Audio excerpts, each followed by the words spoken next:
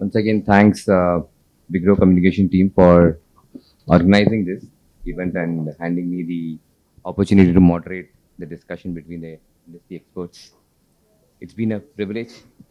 I think, yeah, it's a privilege for me to be with you for this discussion. Uh, I think Mr. Mohamed Ali spoke some time back about leasing space requirement in the market. I'm doing this for more than a decade, advising clients on the leasings. He's right. Chennai has seen a tremendous growth, double their numbers over the last 3 years.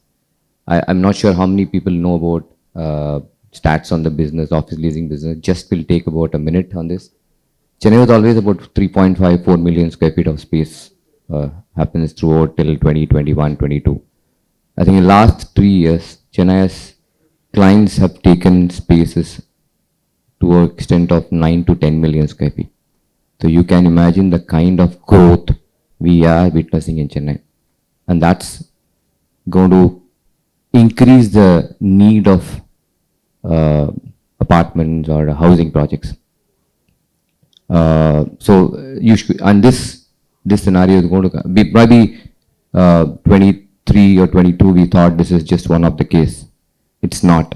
Every year we are seeing about 10 million square feet. This year they again will do about 9 to 10 million square feet of space.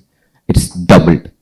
So it's going to boost it is boosting, and certain corridors which have not been witnessed any larger growth, we see tremendous growth. Land prices have been appreciated.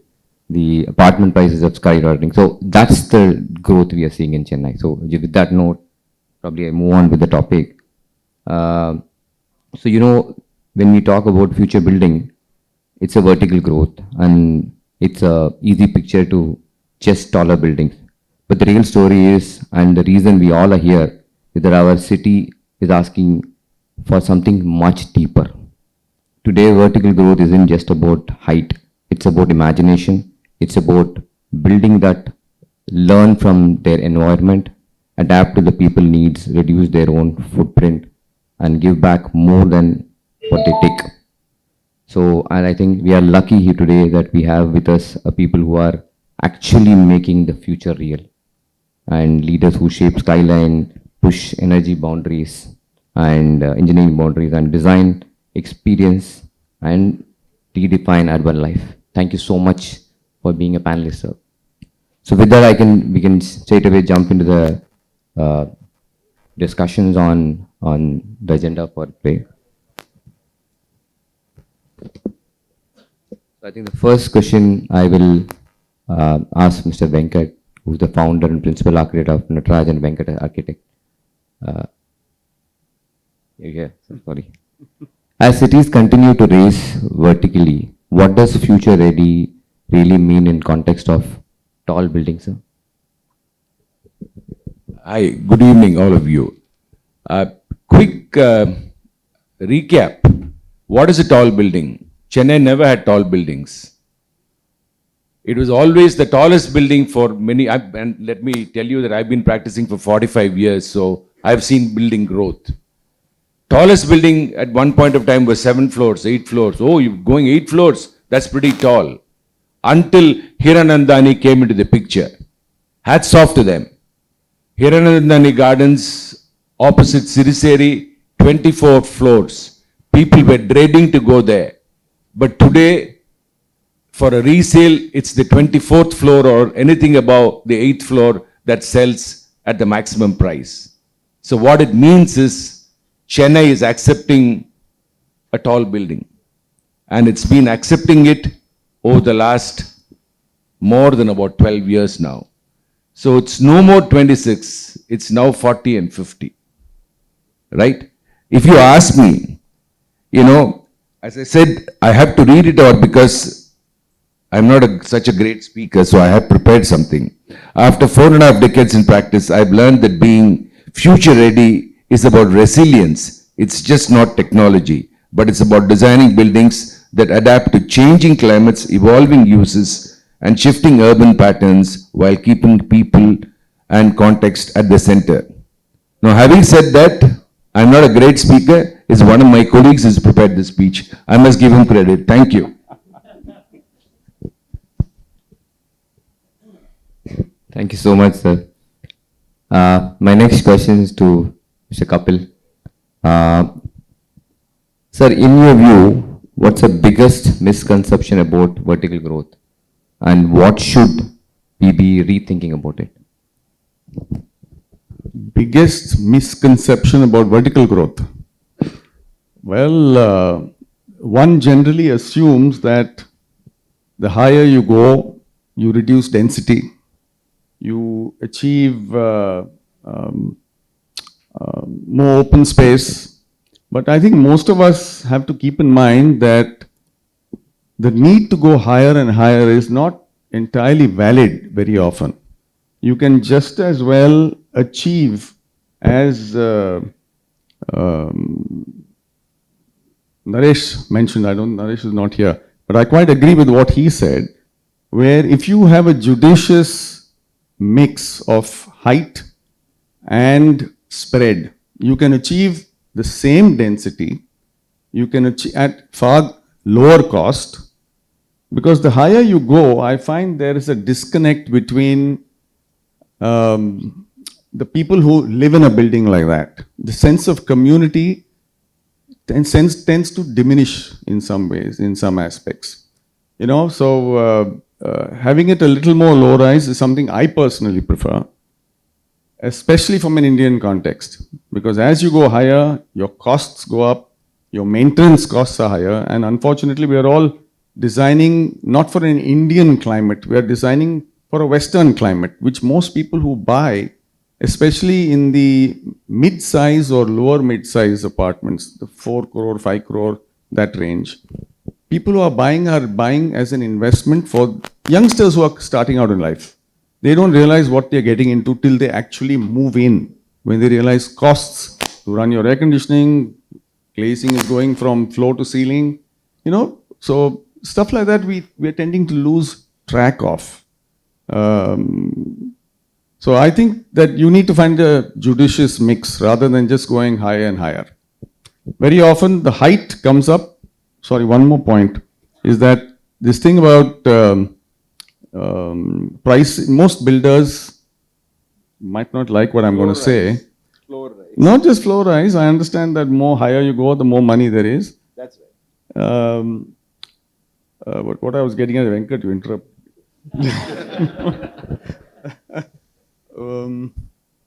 I forgot what I was going to say. Yeah, developers won't like it, correct. This thing about why did increased FSI all start initially with the government? You know, the builder lobby always said that land prices would come down. Prices have never ever come down. It's unfortunately the buyer who's only paying higher for whatever FSI is actually built. So I think that's a myth, really. But sir, just to understand from we are a very linear city, unlike your Bangalore, which is a very circular city where My Chennai. In Chennai, I'm saying. So it's a very linear city. Chennai is a linear city in terms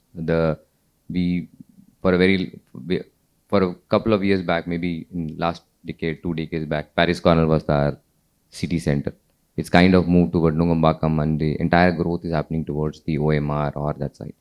So would that since the city being shifting towards the south part of the Chennai, where the land availability is shrinking by the day, would that linear with the vertical development would make sense, or a horizontal development? Sir? What is your thoughts on? Quite And honestly, land prices steeping whether it's high or low, I think the FSI needs to get controlled because our cities are not keeping up, the infrastructure is not keeping up with the development. And we are all, it's a time bomb, as we've seen year after year. Chennai can't handle it. Most of the cities in the country can't handle it, other than Gift City in Ahmedabad, perhaps. I'd just like to add a point here. I mean, what Kapil says is absolutely true. You know, of late, this premium FSI that's come up, you know, the further away you go, you think your land is cheaper. So people, you know, especially the lobby of builders, do want higher and higher, and I don't blame them for wanting it because it's available, because it's now being made available. So it's always the pressure on an architect to try and deliver more and more sort of build space than what is actually necessary. This is one of the reasons we are forced to go vertical, right? And also keeping land as, you can probably get away with just a 10% plot coverage and go vertical as much as you want. So these are one of the small ways it helps, but there is always pressure on the architect to achieve the maximum FSI. And that's where it is. Understood, sir. I think my next question is to Dr. Velan. You've been there in 2 decades in developing buildings and integral part of some of the large IT parks that the last biggest assignment of US was Ramanujam IT City. How do you see that, sir? How city is shaping up? That's one of the landmark projects we have observed. What's your thoughts on that, sir? Yeah, good that you asked the question. Like what Narasimhan was talking about Bangalore, the pride, what Chennai also has is the properties like Ramanujan IT City. I'm fortunate to be the leader of that particular development. I can say in 2010, 11, Venkat, you know that, you have also supported in that process. We have developed this, whatever he has spoken in Chennai. For example, the first campus where you cannot see any vehicle in the open. Everything is in covered park. You cannot see even a visitor park also in the open. That was done in 2010. Do you know the size of the campus? About 4.8 million square feet of leasable space. 50,000 people working premise. Think it over. And that was built in 2010. The first property with lots of initiatives. We are talking about a skywalk. Have you seen this skywalk which was built as a cable structure between Thiruvanmiyur station to the other side of the road? The first time in Chennai, we built it. That was that, we built what I'm saying with pride, right? We have a lot of such things to take it up with us. Similarly, if you look at the people, as he was rightly mentioning, the MRT, that is only operative railway station. That is why we built that skywalk. Just come from the first deck directly to other side of the office premise with a hotel in the premise. And if you see, many of the young architects are here, probably you would not have seen that. If you see the premise which was built with a green life of about 2.5 acres of lung space, podium concept, first of its kind, we built it in the city, which is about 5 levels above. The podium was created, connecting all the 6 towers. Even if I dream it again, I can't create that kind of project. To me, it looks like that, but it's phenomenally fantastic campus. Please visit. Thank you, sir. I think that was one of the kind. I don't know whether Chennai can see one more project of that, but we'll wait to see. Sir, just a follow-up question, Dr. Velan, sir. How can we make high-rise not only resource efficient, but also resource generative, contributing back to the grid, water system, and even food supply? Good. Interesting question. I just want to put it into a kind of 3-step approach. My friends, any kind of campus which consumes power, no question at all for such large premise, any kind of premise, not only Ramanujan, I built Capital Land premise recently in Radial Road, which is also again large premise, where I just quote some example, probably that will answer to your question.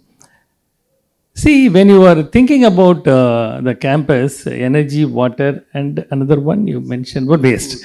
So what we did in that campus was a 3-step approach to sustainability. One, we have gone for a highest level of certification. Of course, Venkat, Chitale and all are very familiar with that. We have gone for platinum. That is the first step. The second step was the net zero. That is where the energy came in. We have taken that net zero energy in the premise by means of adapting passive active measures in designing the building, and also choosing right equipments as active measure. And then the remaining power, we have gone for renewable, entirely net zero first time. That is the second step. It is for energy. Similarly for water, wastewater was recycled and used even the cooling towers and all. The surplus water, you also get some surplus water which we have recharged into the shallow water table. That is also one of the parameters with which you can able to achieve net zero water. Similarly, waste. Waste is one thing I want to highlight here. We have also promoted a company which is Coimbatore based for the e-waste processing. All our occupants have signed MOU with them so that no e-waste is thrown off to. Second is that Bhadrachalam nearby, the paper industry we have, all the paper waste is getting converted over there and it is brought back as notebooks and all, which is distributed to the nearby schools. I mean, food waste, we all know, organic waste, compost and many other ways. So, but what I am highlighting here is, this is how you make it up, net zero, but how it can be positive. So that also is feasible. Only besides the solar, all those things we will talk. One thing which we have introduced is that we call it as micro turbines. 5 kilowatt capacity turbines in my Pune plant we have done. Here in Ramanujan onwards we have done that sample installation. 5 kilowatt turbines which you can install in the parapets or in the terraces, which generates about 15,000 to 20,000 kilowatt hour in a year. It costs about 18 to 20 lakh, but the payback period is about 10 years. Doesn't matter. But when you talk about positive, these are all the techniques you can able to bring in which will provide such kind of opportunities. Great, sir. My next question is to Mr. Mohamed, sir.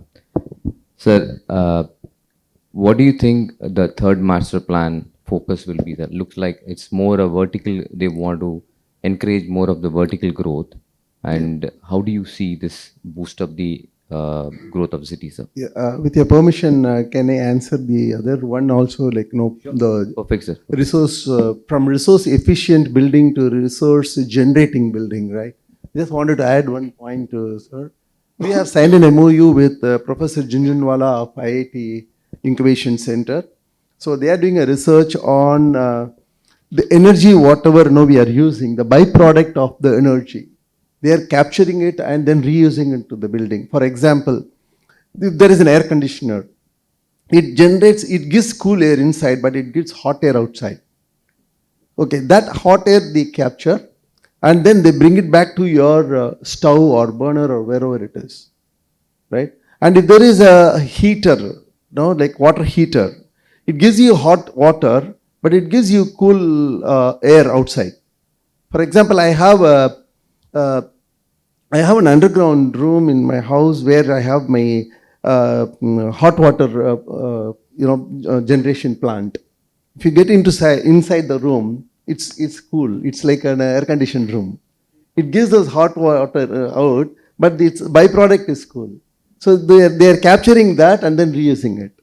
So basically, just to understand, whatever rupee I pay to get my air conditioning, there is a coefficient called like 3 times. Like, if I spend 1 rupee, I get 3 rupees of comfort. That they are going to make it a 6. That coefficient is 6.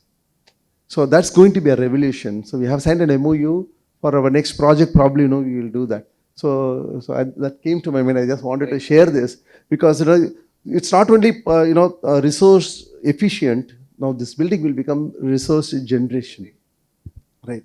So okay, I'll come to the my question of the third master plan. As I told you, like those days, our planners thought our infrastructure is not enough, so we cannot give high-rise buildings. So they kept the height parameter low and the FSA was less. So people started spreading out. They thought that was the right thing to do. But I think that is not the right thing to do. For example, we have 50 kilometers, for example, 50 square kilometers of our city. If they had given higher FSA and vertical development, we would have, the same population would have been in 25 kilometers, square kilometers. Now what happens is, a guy from 50th kilometer, like not 50th kilometer, away from there, he has to come here, and this guy has to go there to the factory. That guy has to come from there, he has to come here. So this kind of transportation is not required actually. Now that is what is making the roads not enough for us. So vertical development, so we'll be moving, for example, like the neon city in there, they like one single line with 20 minutes. 20 minutes, you can reach any spot, kind of. So that they realized now in the third master plan, they are all planning for a vertical. So I have a small thing, Mr. Kapil Chitale was, Chitale was telling like, it should be, of course, it should be balanced. It should be balanced, but it is densification is always, it's advantageous. We have seen cities grow like that. We have seen cities like, they are successful because your mobility is like limited, within the place, right? You don't have to go far. Now this is what is happening. I can see in OMR, big traffic is going in this side, and the other side also big traffic is coming this side. Everywhere, people are crossing this way, that way. Okay, that is one. So that is why they want vertical development. But when we do vertical development, infrastructure, connectivity, last mile, first mile, everything should be in place. And that is the reason that came out to our mind, like, next to the metro station, on the metro station, like how the stations are constructed with the columns on the road. So same columns, so a few more sets of columns on the road, you have some 40-story, 50-story structure, and you don't have to take the car there. Get down at the metro and then walk to the building, something like that. And so on the third master plan, when it came to us, so it is not only about the building. When there is a master plan, it is about the transportation and mobility. It is about the parks and spaces for all kind of people, because it's a cosmopolitan city. We have foreigners also living here to suit, that one, and also the building codes and sustainability things, and waterways, transportation if possible, and utilities. They have to provide the utilities, sewage system, water line system, electricity, enough of electricity. And 2 days back, they have passed a GO saying that every house on the multi-story building should be given EV charger. But without doing an exercise, without talking to EB, they have just released it. Now, EB doesn't have that kind of infrastructure to give. For a house, they give around 8 kilowatt or 7 kilowatt. Now, if I have to have every house a EV meter, another 3 or 4 kilowatt they have to give, they don't have actually. Now, I'm going to represent through Credai saying that first, you sort this out, and then, you ask us to do. So there are, kind of, this kind of policies the government has to really. Absolutely right, sir. Kapil sir, you had something to. Now, just one caveat. I would have no problem with high-rise. Quite honestly, now just like Ramanujam IT Park and various other projects where developers have taken care of the infrastructure within their campus, they are not connected with what's outside their campus. Exactly like what Naresh showed us. Now if a developer can, unfortunately, civic authorities are not accountable to anyone.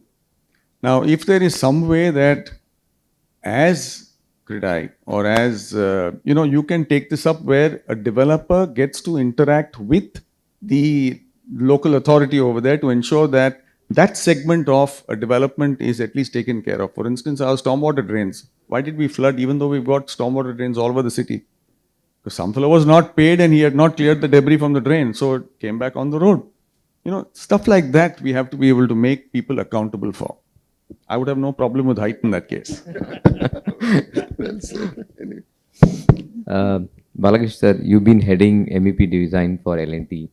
Want to check with you, sir, how is AI and data analytics changing the way we manage building performance and user experience, sir?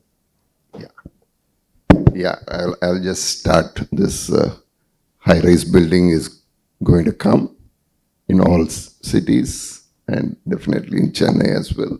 So no doubt about it. So AI and probably data analytics is is a buzz thing within the past 3 years. I'll just quote something about the design. We started with drafting. We moved on to AutoCAD. We moved on to BIM. These all took probably 15 years period. But AI and data analytics is doing it within 2-3 years. Okay, so all are moving towards it, right from design, construction, and O&M team as well, the facility management team as well. So it is a in thing. So that is what digital twin is being talked about. That is what is going to come into all the constructions and operations. In design, how will it help? An integrated, coordinated design will happen. In construction, you can go the timeline and cost can be monitored. And also what is designed can be executed. And you know the user experiences. I mean, all people want different things in different places. I want something, he wants something thing. So it'll be more personalized. All the designs, each home, probably we did a project where each house was different shape, different requirement. I think these all can be monitored through this digital twin. So I would say it will be helpful and it will be the future. The way it goes, all will be on digital twins. And AI and data analytics will play a big role in the construction industry. Way to go forward. Yes. And one more thing I'll just mention, because he mentioned about net zero building. It also, what we are not doing about LEED, getting ESG certifications and everything, we are not transparently monitoring this throughout the life cycle of the project. I think this digital twins and other AI will get this transparency in all our buildings, that we are following that and ensuring the society is benefited. I think that we will do. And probably since he talked about net zero, I want to talk about that.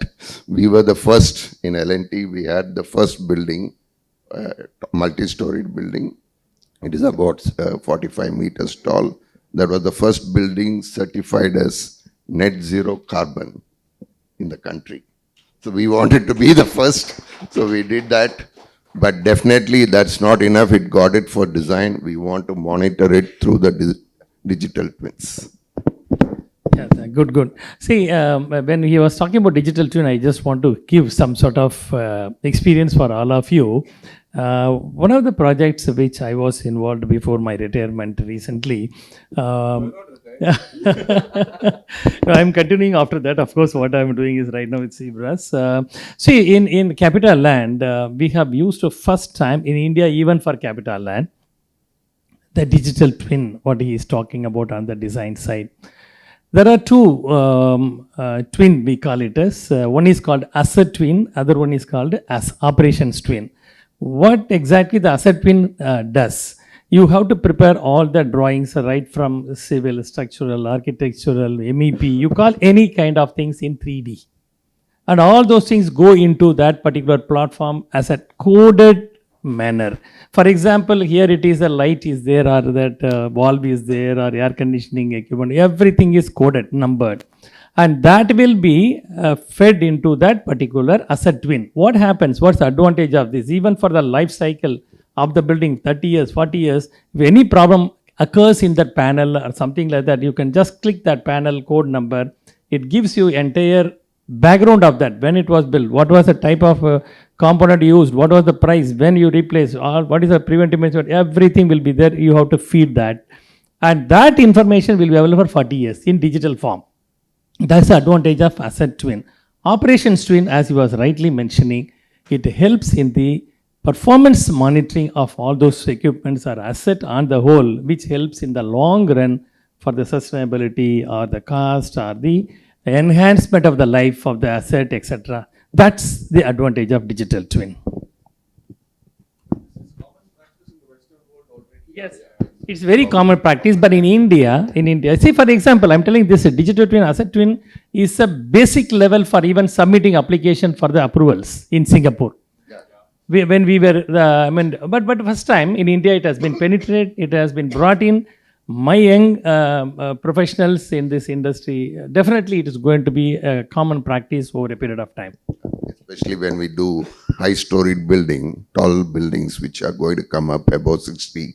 Mumbai is already catching up. This is the way forward. No, there's no other choice. We have to use it.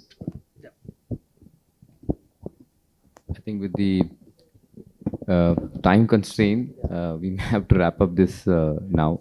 Yeah. So thank you so much, everyone, sir, for giving your thoughts on that. Thank you so much for listening to us.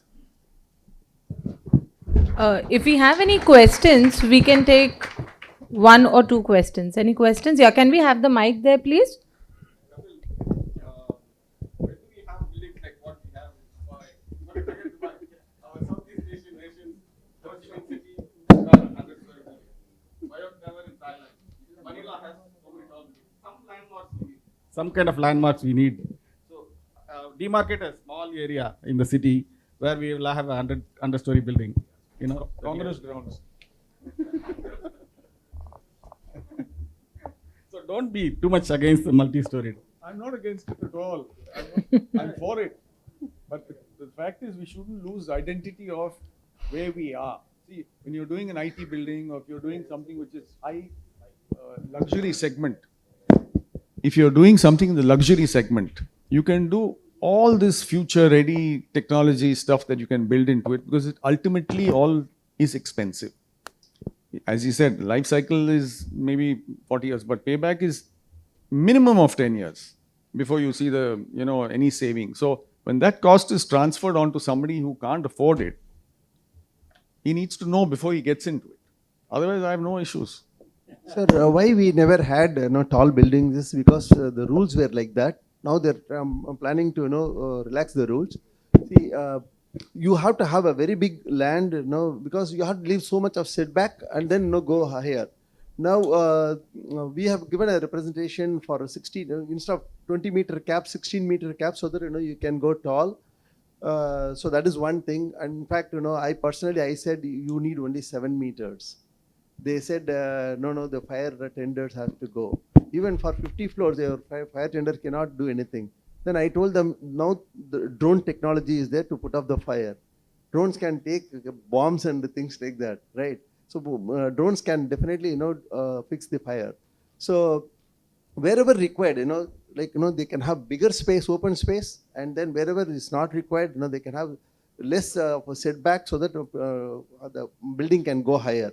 So FSI and relaxation of the setbacks, definitely, as developers, I'll be 100%, happy to do tall buildings. So you are going to see that in near future. We'll take one last question over there. Hi, sir. Thank you for your thoughts on the situation in our city today.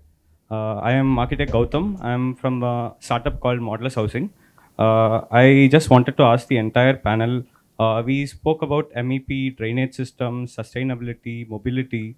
If vertical towers are truly the future of Indian cities, why are we still building them with the 20th century construction logic for brick and mortar instead of like precast and prefabricated setups? That's a good question. So actually, modular construction is going to happen. Already a lot of industry people have adopted pod systems, prefabricated, prefabrication of MEP systems. The only issue in India presently is there are not much factories which does this. Abroad it is more matured. Transportation is another problem. We have to transport large units to the project site, which we don't have much infrastructure, but it's being done. But more than that, the factories, prefab factories are very less in this country. I think there's a lot of things happening towards it. Probably 2030, we'll see all this happening. This is my guess. The reason why it has not come is because the cost of construction is higher there. Right now in the conventional time, see, if it is affordable, if it is cheaper, definitely we have taken a prefabricated thing. Now that is going to happen in near future because now labor is cheaper here. Now slowly labor is going up and there are a lot of rules coming up for the PF and ESA. So these kind of add-ons are going to go. So slowly when this goes up, and as he said, more factories and things, when they come, the gap will narrow. So there will be a time where the cost is almost equal. So that time you will see a big demand in prefab or modular and things like that. So the cost is the only factor. That's why we are not going to. I think prefab is the future, but I see it being restricted more for the middle income kind of high-rise building, for the simple reason that you don't have too much of flexibility, because your structure is every wall is a part of your structure. So that I think is going to be in that segment. However, for the luxury segment, which I don't think they would get into something that's prefab, because they will want utmost flexibility. So what is being done in Bombay, for instance, now, every apartment is 40 crores, 50 crores, Delhi is 100 crores an apartment. So a lot of builders over there are getting into free floor plate. So what they do is they charge you, let's say 100,000 rupees a square foot, and give you 4 walls with all the infrastructure at the head point. You design your apartment the way you want it to be. If you can afford an apartment of, say, X 50 crores, you'd want to do things your own way. So you'll have every floor being a different layout. That's when this kind of technology will come in. So, so this will be for the high-end segment. Just to, complete what Kapil said, my one has been there for a long time. 2007 it came in. It still stays. It is a form of modular construction. Number one, even high-end apartments are using my one now, right? I'll give you a few examples. There's one project that's coming up in Mount Road. Residential tower of 38 floors, my one. Office tower of 22 floors, my one. Right? A mall below, 4 floors, my one. So, that technology is definitely happening. So there's no doubt that it's been there and it's here to stay. Thank you so much, and I would request the panel members to just stay around with us. I know you've been with us all day, and my sincere apologies for the long wait and the short panel discussion. But yes, thank you for all your support, and requesting Anita to please join us on stage to give away the mementos. And ladies and gentlemen, they've been with us in time, and they've tried to put in all their experience out there. Keep the applause as loud as possible as we present the memento. Mr. Amarnath Sarangan, who passed the test of concluding the panel in 30 minutes. Thank you so much. Architect A. Venkat, I think if experience had a face, we are seeing it right now. Thank you so much, sir. Mr. A. Mohamed Ali, cannot thank you and your team enough for all the support that has come through. Thank you so much. Dr. Velan C, been approachable since day one, said yes at the first instance. Thank you so very much. Mr. Balakrishnan are representing the conglomerate that we all always want to hear from. Thank you so much, sir, for all your experience. And yet again, another face of experience who brings the legacy with all success. Architect Kapil Chitale, thank you so much, sir. Requesting you all to please be seated.